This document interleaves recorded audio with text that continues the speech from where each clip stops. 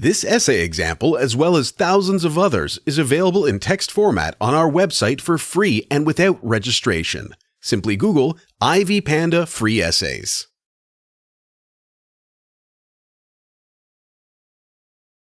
Introduction.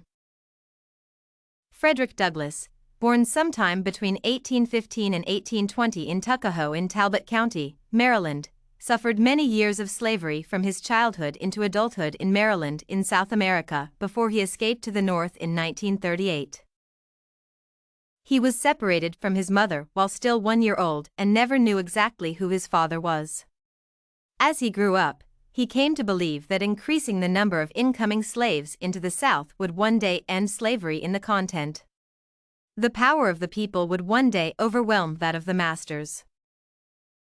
Lessons learned from Douglass's narrative. Douglass believed that the greatness of the master could not be transferred to the slaves. Being a slave was already bad enough and a human rights violation. Therefore, unity among the people would be the only possible way of redeeming themselves from slavery. People should find the need to come together due to the mutual hardships that they often undergo due to their condition as slaves. Black or white people should work together without considering race, just like it used to be initially at Mr. Gardner's shipbuilding firm. Fredrick Douglass witnessed many horrible events and crimes against humanity while still a slave in Maryland. People were whipped till blood poured from their bodies, and farm overseers and other white men and women committed some of the most horrid murders, yet such crimes were considered normal in the community. The justice system should protect everyone, whether slave or master or whether black or white. The justice system should treat people selectively and should protect people from crimes against humanity. Treating people selectively increases the crime against humanity, especially by those with the upper hand in the justice system. Watson Esquire could not order an arrest warrant on the white carpenters who beat Douglass up, almost destroying his eyeballs, since he had to find white witnesses to the case. Douglass's narrative teaches about self-determination and courage. Despite the suffering he underwent under different slave masters, including in Covey's hand, he did not lose hope. He was determined to escape, whether it meant losing his life. It is this determination that would help slaves overcome the unending slavery. People should be ready to lose their lives to end slavery. People should be ready to meet the worst in efforts to achieve respect from slave masters. Freedom is not easily attained, people have to struggle for it.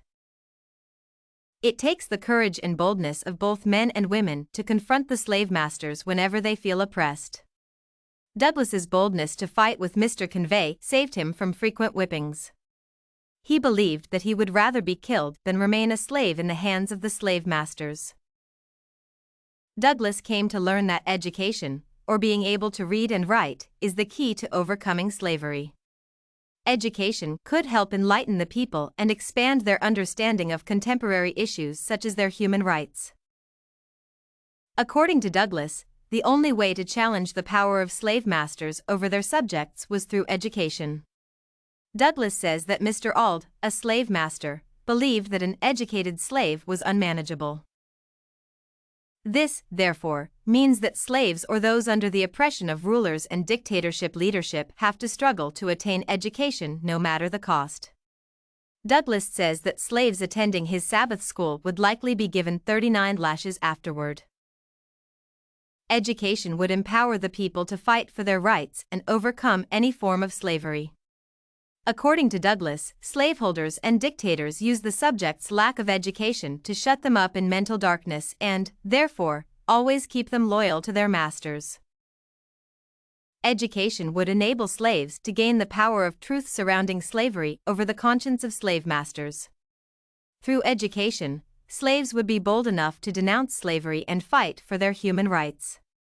Education would help them share their views with like-minded anti-slave campaigners like the Abolitionist group and help fight slavery in North and South America. Communicating and collaborating in fighting for their human rights would be easier. According to Douglass's narrative, any slave who has acquired some education should share it with others to enlighten more people in society. Douglass also believes that the Christmas holidays afforded to slaves were insincere and a crime against humanity.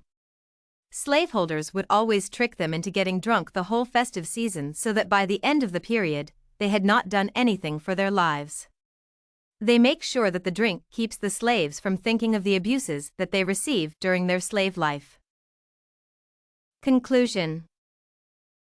It is essential to enlighten slaves both from the North and South to help them achieve their freedom.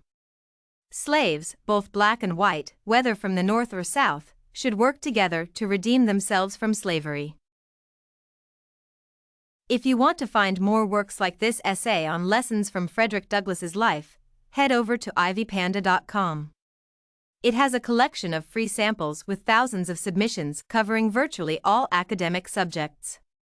No registration required to access it.